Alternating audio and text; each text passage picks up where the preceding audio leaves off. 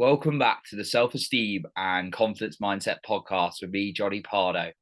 Today, we're going to be talking about self-confidence, as always, perseverance, having a positive mindset, and much, much more. Today's guest is Kevin Cassidy. Kevin is a 17-year veteran Hollywood stuntman who was born with a birth defect and speech impediment. He retired from film to be a more present father and now a business owner, author, and speaker. So, welcome to the show today, Kevin. First of all, what I'd love to ask you really is what got you into being a stunt? Maybe a little bit about your story, but what got you into being a stuntman? And was that something you always wanted to do as a kid? I mean, probably as a young kid, floating around my head like a lot of young athletes. Well, I'll be a stuntman, but nothing I took seriously ever. I After college, I played minor league professional baseball, and then I was a teacher in Baltimore City, Maryland, and outside DC. And I saw a sport called slam ball on TV. It was full contact basketball and trampolines. It was on TV over here in the States for a couple of years, and it's a fun, crazy sport. And a friend of mine said there's a tryout for this sport. We should go. So we drove up to Philadelphia for the weekend as a goof and went to a tryout, and I made it. And they shipped me off to LA, and I played that sport for about 4 months. Was on TV, met some people in Hollywood, slept on the couch, and let's see what I can do out here. Went to a tryout for a movie called The Longest Yard. Adam Sandler, Burt Reynolds, Terry Crews, all these big stars, and made that tryout, made it onto that movie, got in the Screen Actors Guild and learned about the movie business and had a little money in my pocket. And so I'll stay out here and ride this wave as long as it takes me, and then I'll go back and get a real job. And 18 years later, I'm looking for an escape out of it. Wow, 18 years. Oh, yeah. Wow, it's impressive. So it's just kind of exploration for you a little bit. It kind of sounds like a little bit of a journey that got you into it a little bit. And in terms of like focusing on it, was there times where you wanted to do something else, or once you started it, did you know that was the thing you wanted to do? Yeah, once I started it, got introduced to it, I really had no delusion. I didn't want to be an actor. I didn't care about the fame. I really didn't want to get in that world. Mm, And the stunt world is kind of like a little cocoon that exists in that world that is run by old cowboys, and it's all reputation based. There's no agents, no managers. It's all word of mouth. You build up your own brand, and it's very self regulated with good people. So once I saw that and did one movie, I had a really good experience with like Adam Sandler and all these really nice, friendly, cool. encouraging people, and saw the money, and this is a pretty good option here. So yeah, at that point, I kind of was like, what do I need to do to really be official at this and make this a career and keep following it, so I could to really actually do it for real. So after that movie, then I did my homework and hit the ground running and really started grinding to become a established stuntman. Oh, awesome. And was it, I mean, were there, for you, I guess, were you always kind of a adrenaline junkie or anything like that? You were into like wild sports, or was there just something that really appealed to it about you? A little bit of both. I wouldn't say I was an adrenaline junkie. I need a lot of physical outlets. I played football and baseball, and Ah, as a kid, I was born with a birth defect, so I didn't really get touched or played with until I was about 4 or 5, because I had a lot of surgeries, and it's called nature nurture. My mom was very worried about me doing anything, and here I go racing BMX bikes and playing football and, and doing martial arts and all this stuff. So I'm a guy who really needed a physical outlet and really loved the physical challenges. Now, adrenaline junkie, I never really cared about jumping out of airplanes, or I never really chased a high, but I always chased a physical outlet, I guess, if that makes sense. yeah, yeah, got you, yeah. I've jumped out of a plane as well. That's definitely a that was definitely an interesting experience as well. Yeah. Obviously, with a parachute, of course. Yeah, of Uh, course. Yeah. maybe not today. Yeah. But yeah, love it. No, the physical outlet and things like that. So, I guess with it comes a lot of risk when you're doing it, and certain stunts and things like that. Um, I mean, did that like not put you off at all, or was it just like you were so something just drove you so much? It's calculated risk, like anything in life. If you want to be Mm, a doctor, you're risking you gotta go to school for 8 years and pay for it and take all these loans out. It's a calculated risk that the reward will be worth the risk. The same thing in physical, anything physical doing stunts. When I first got started, I was a really good football, baseball player, athlete. I was very physically talented, but I never rode a horse. I didn't know how to do high level martial arts. I wasn't a Cirque du Soleil gymnast or a cliff diver, or all these things, or a motocross bike rider. So if I got a call to do a stunt, it would may give me a lot of money to say do a backflip on a motorcycle. I was like, I can't do that. I'm not taking that risk. It's not my specialty. Give that to the guy who can do it. I'll take the job doing A, B, C, and D while I train in these other avenues to get good enough where I can take that job. Because if you take the mm, job, you're showing up the next day and you better do it. And you better do it great. And if you don't, you're ruining your reputation. So it's a controlled risk and a calculated risk of when you kind of level up based on all your training and all the tools in the toolbox. So you try not to put yourself out there too far out of your comfort zone physically because you're going to embarrass yourself, ruin your brand, get hurt. And if you get hurt, you can't work. If you can't work, you don't make any money. So it's a very controlled, calculated kind of risk what you put your body into and situations and jobs you take. I love that. I was actually talking about that on another episode recently because sometimes when we think like comfort zone and taking risks, it's got to like go extreme, and we've got to like jump. And whereas what I share, and it's just like something like public speaking, I used to be terrified, so it'd just be these little like meetings, as few people, and then more and more and more. So it is about taking those stepping stones and actually not me going and then standing in front of 1,000 people and talking. It's that's too big a jump. I like what you're saying. It's you're taking these little steps and you're calculating your the risks as you're going, and that's built. I guess that built up a bit of confidence within you as you did it in that approach. Yeah, yeah, absolutely. And you're gonna fail. You're gonna try some things and not be great. You're gonna show up some days and just not nail the stunt Mm, but as long as you expectations meet reality. If a boss called me and said, hey, I want you to do this stunt, you have to jump through this window and do this in this fight scene. Cool, let's go. And I do it and I kind of missed my mark and I didn't do great in the fight scene. I could have done better. As long as you set the expectations, hey, I've never fought Jackie Chan before. I can fight all these other like bar fight stuff, but the Jackie Chan mm, fight, it may be a little bit out of my comfort zone. I've trained, I can probably do it, but letting you know what you're getting. You might want to hire somebody else. And then again, it's a reputation based business. So listen, I know you, I've worked with you, I've seen what you can do physically. You're gonna be great. Don't worry about it. Cool, I'll take the job. And then you kind of have those expectations meet reality. And you obviously try to do your best. But those little bit each time you do that, you build your confidence. Just take one step further, build your confidence. Because, like you said, you don't want to talk in front of 1,000 people day one. You're going to get crushed. You're not going to do a good job. Your confidence is going to go through mm. through the floor, and you're never going to come back. So you got to put yourself in a position to succeed while inching forward, every day. And sometimes you got to make a big jump. Sometimes you got to go from 50 people to 150 people to 10,000 people. And I think I can do it. Build that confidence and that self image that yeah, I can do this. Let's do it.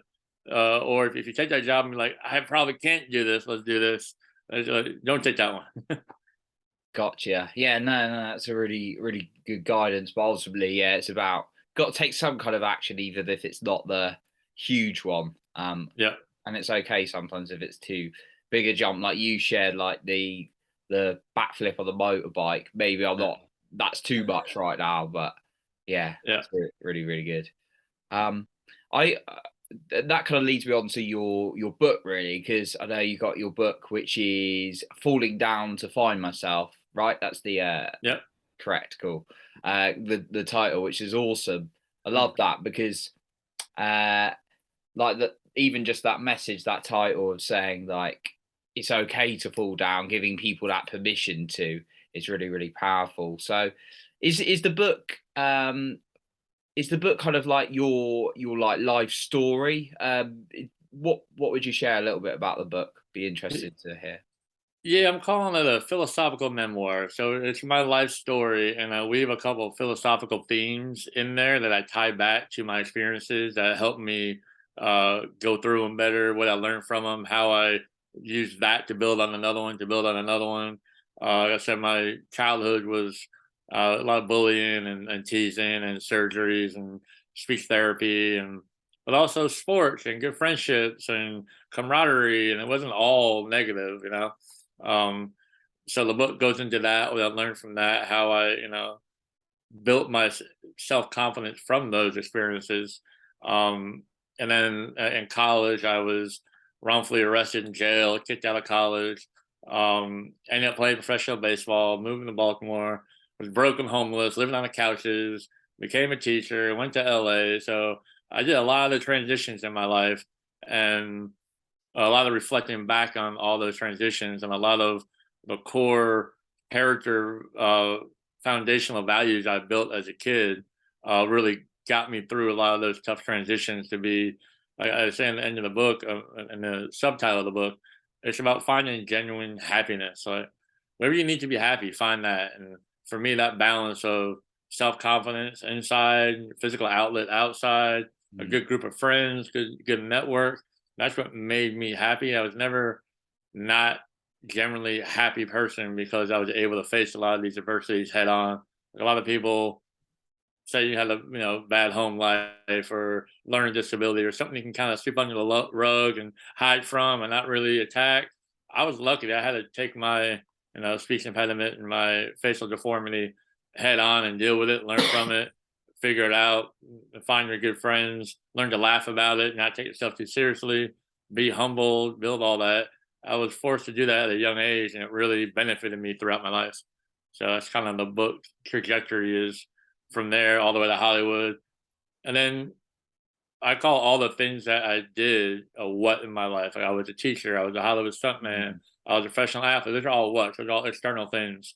I never took much onus in those. I never put much value in those. I didn't really care about those.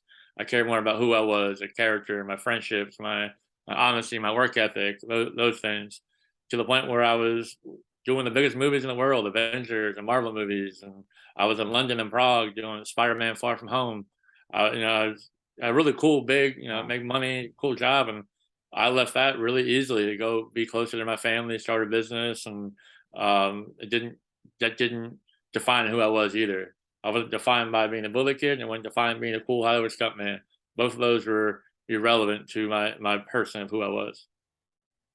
Ah, cool. Wow, it sounds like a yeah, really interesting live series of events you've got going on there, and being able to not take it like too seriously, and ultimately talking about who you are, what rather than what you are. Could you talk a little bit further about that? Actually, I'm quite intrigued because I had noted that actually some information about your book that you talk about the looking at who we are rather than what we are. Because I think quite a lot of us tend to like label link it to our identity, right, on what we are, and that defines us. So is there a way perhaps that we can start understanding a little bit more about who we are? Yeah, and I think it starts with taking your ego, like looking in the mirror and seeing you have an ego, getting your ego out of there. You have to be humble enough to look inside to be okay. I'm placing a lot of value on the fact that I have this nice car, or I have this job, or that tall or athletic, or I'm a father, I'm a son, whatever. Anything external, if you find yourself putting a lot of value in that external, you're going to know that it's going to change. There's always a transition coming. So a lot of people who do that have big egos, and they can't get out of their own way to look internally about doing the inside work. So I think the first thing a lot of people have to do is chip away their ego to look at themselves in a true fashion. And I think the best way to chip away at people's ego, a lot of people don't think they have one. I don't have an ego. Everyone has one to an extent. Mm. Is to do hard things. Whether it's I'm not a good athlete, run a mile. You're gonna fail. Fine.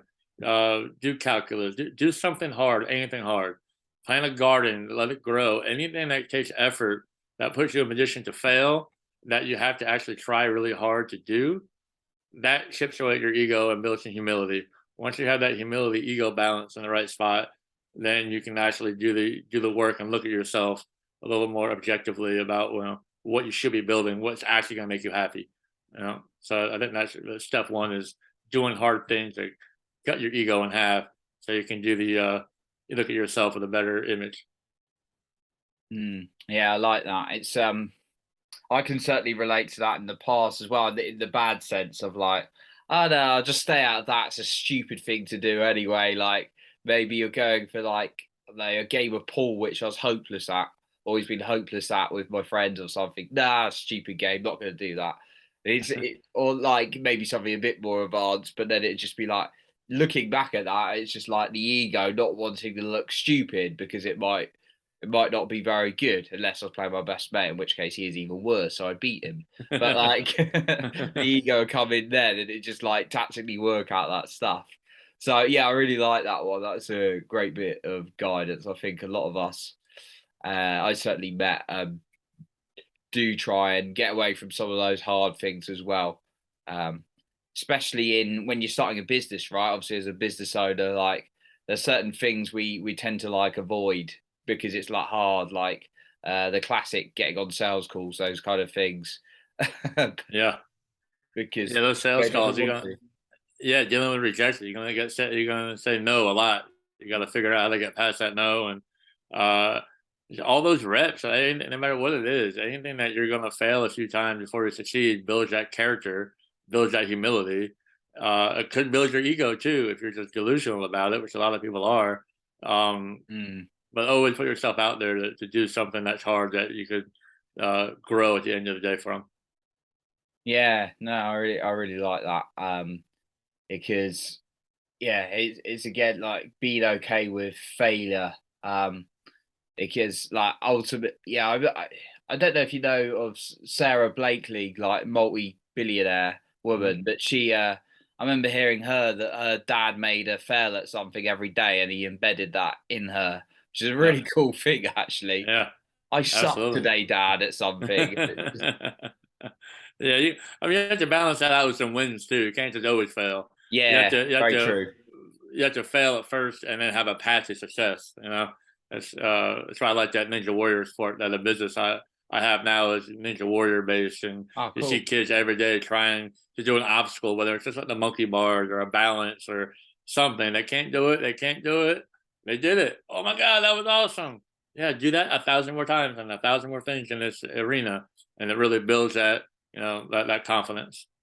Oh yeah, no, that's really cool. Embedding that Yeah, in kids' yeah, minds early on, that and the celebrate the success, but also don't be afraid of the failure because it's part of the process. yeah. Um, Without it, you're never gonna know who you are. yeah, exactly. No, I love that and what you said there. With you mentioned earlier about being bullied at an early age, and obviously you went through hell of a journey since then as well to where you are. Was there, I mean, I want to talk a little bit about self-talk because lots of people have this challenge with their self-talk, and you shared a little bit already about, not taking yourself too seriously, those kind of things.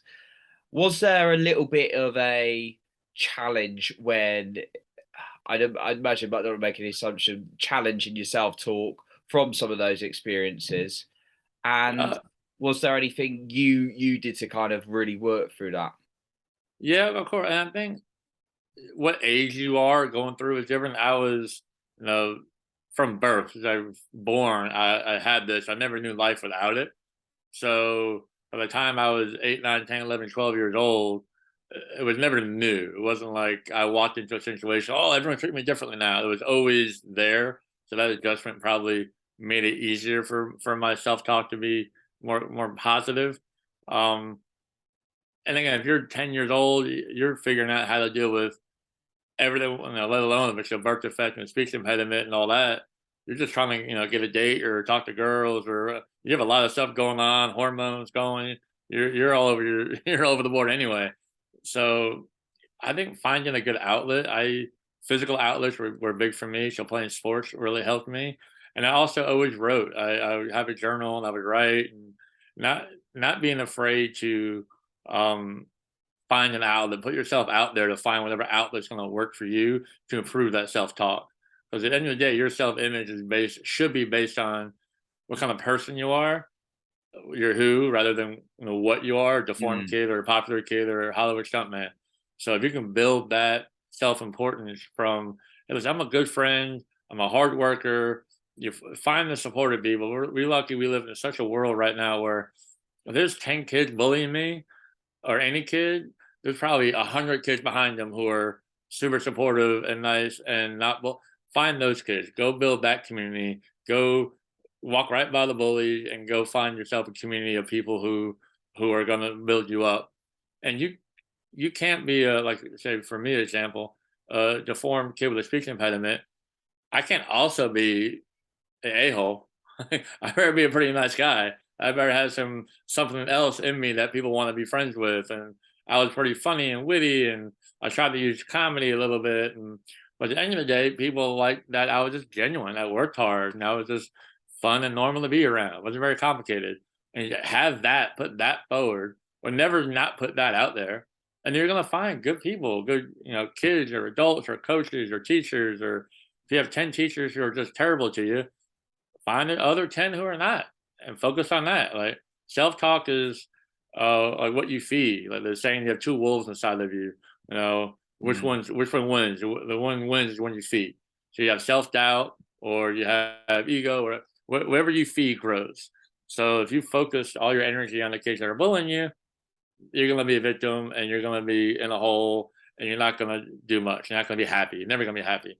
If you focus on the people who are supporting you and helping you and just treating you like a normal person, focus on that energy and that'll grow. Won't worry about that. I was very fortunate to always have that community.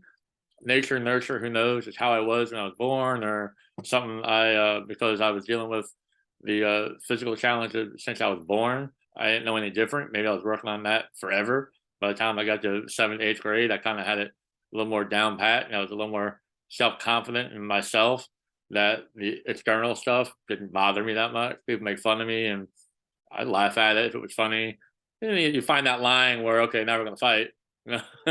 But finding those lines is what the adolescence is all about, in every relationship, from friends to girls to teachers to whatever. So um, never be afraid to put yourself out there and find the good people who will lift you up. But you got to be the good person first. mm. Yeah, love that. Being the example, being what you want to attract. Yeah, ultimately, that kindness, that genuineness, in people, and I also like what you said about finding your own outlet for working through things. Like you love your physical pursuits, those kind of things, and you said you like writing down. That really helped for you, ultimately finding something that works for the individual. I thought that was a really good bit of guidance, so thank you for that one. And kind of leading, also like what you talked about, the two walls, with like you feed one or the other, and that's ultimately gonna grow and get stronger.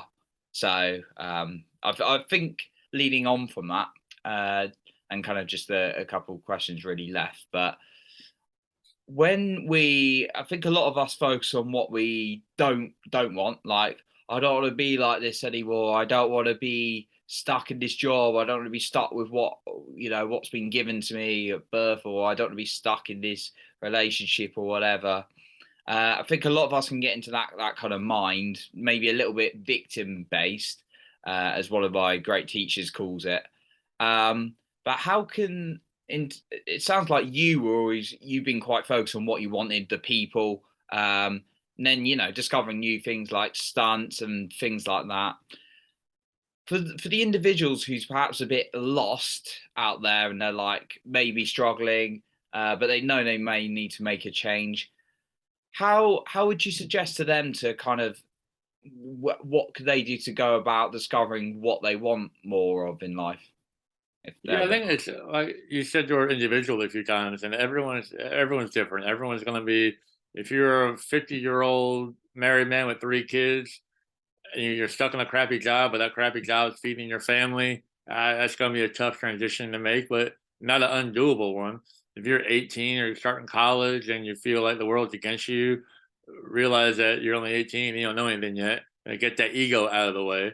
But how do you do that is the question. So the 50-year-old man is in a job he hates and the world's against him and he wants to do something different.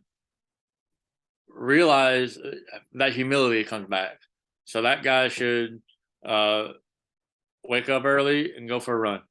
Do something hard to realize that your life isn't really that hard.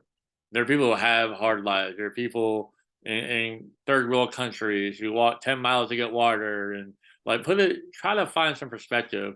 You have to go to a third world country, but even simple things like, I hate waking up in the morning.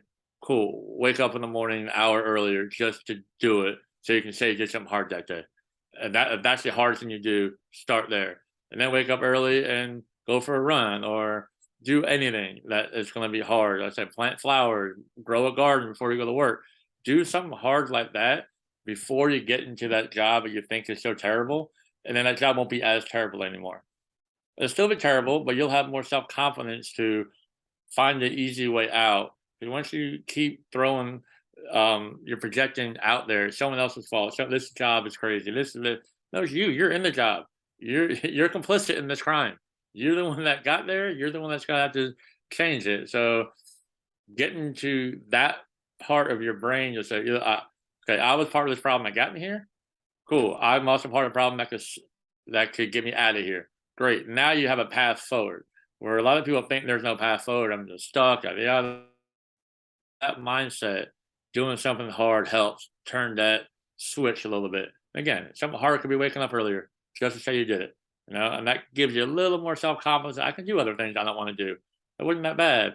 And then you can start that path of a new job or pick up and move to another city.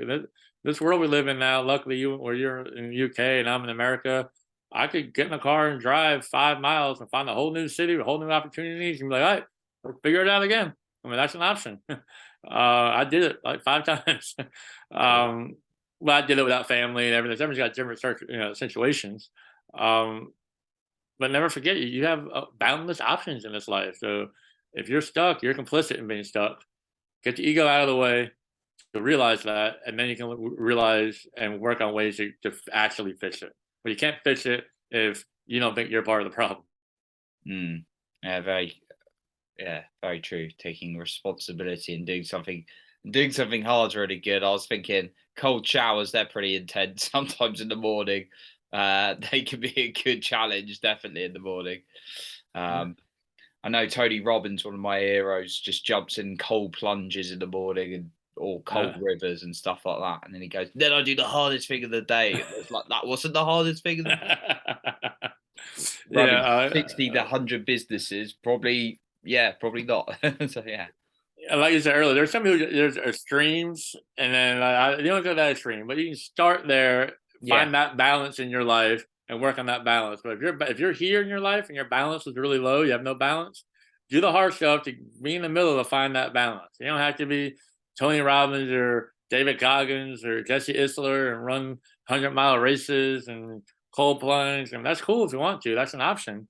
But you can do parts of that to build up the rest of you to find your balance where it's going to make you happy. Yeah. Something, yeah, great point. Thank you for bringing back to a bit out of the comfort zone, but doesn't have to be like someone else's extreme, like a David Goggins. Good one to bring into that as well. I mean, I could run the marathon like David Goggins right now. I'm not going to lie, or do what he does, but there is certainly a level I would know when I'm pushing myself. Yeah. So It's just his mentality is so extreme. Like everything, carry the boats. Like he lives an extreme life because he used to be a fat kid. Now he's a Navy SEAL, and he's one of those guys that has to be extreme. He's going to be extreme in one direction or the other. He's choosing to be extreme in the positive direction, which is awesome. A lot of other people, we can live in the middle. We don't need to be extreme one way or the other. Some people do, some people don't. Find, like I said, find your balance and use part of what he does and part of what other people do to find what works for you in that balance. But all of it, I think, is like Goggins and Itzler and all these guys say, do something hard, put yourself out there, cultivate that humility. humility and confidence. Humility doesn't exist without confidence. You can be humble and confidence. Find those two things, meet them in the middle, and then you'll be able to go through other challenges, make your transitions, leave your job, better your life. And at the end of the day, just even if you don't better your job or leave or move to another state, you're going to be a happier person. You're going to be a more genuine version of yourself. You're going to be a better father. You're going to be a better friend. You're going to be a better person in society. You're just going to be a happier, more fulfilled, internally person, and that's going to be out there. And you're just going to be happier. Your life's going to be better. Mm, awesome, love it. So, Kevin, been a great conversation that's flown by. Thank you so much for all the golden nuggets you shared. I'll certainly be writing quite a few notes myself. Before we sort of wrap up today, are there any final point that you want to share with us? And also, where can people find you if they want to find out a little bit more about what you do? Yeah, I think the final point is, get to know yourself. Do the dirty work of taking that mask off and seeing what you really are. Like, at night when you close your eyes, it's there. You know it's there. In the morning when you go to work, you're somebody different. Do that hard work of getting to know yourself and what drives you and what fulfills you and what you want you to be, and then build from there. You can find me. I have a website, kevincast.com, KEVINCASS.com. My book is Falling Down to Find Yourself. It's a philosophical memoir about my life and my journey and how I face adversity, and it's some very good tangible takeaways that people can use in their life too. I break it down in a couple of different ways to make it easy digestible, and I think it could help a lot of people. It's not for everybody, like nothing's for everybody. So that is on Amazon and it's on my website, anywhere you can buy books. Falling Down to Find Yourself. I'm doing speaking engagements. I'm working with the school system. I'm building a curriculum around my book to talk to teachers, new teachers, and students, and parents, a whole community around the kids to build that internal who over their what. A lot of first time teachers, they don't have that in them. They don't have that confidence, and all that makes you a better teacher, makes you a better father and mother. So building that in everybody is kind of my passion project now. And started with a book, and I'm building curriculum and doing speaking engagements. And I had the business, Ninja Nation business. I do corporate events, and you can find that on ninjanation.com. And I have a family, so I'm trying to keep 3 kids alive and a wife happy. So no short, not hard for me to find humility in my life right now. Wow, that's a lot. Nice. There's some great work you're doing. So we'll be sure to link up your book and your websites in order to find you as well. So once again, Kevin, a big thank you for coming on the show today. Yeah, thank you, Johnny. Appreciate it. Awesome. So that wraps up our conversation today. And remember, you are in control of your own self esteem and confidence.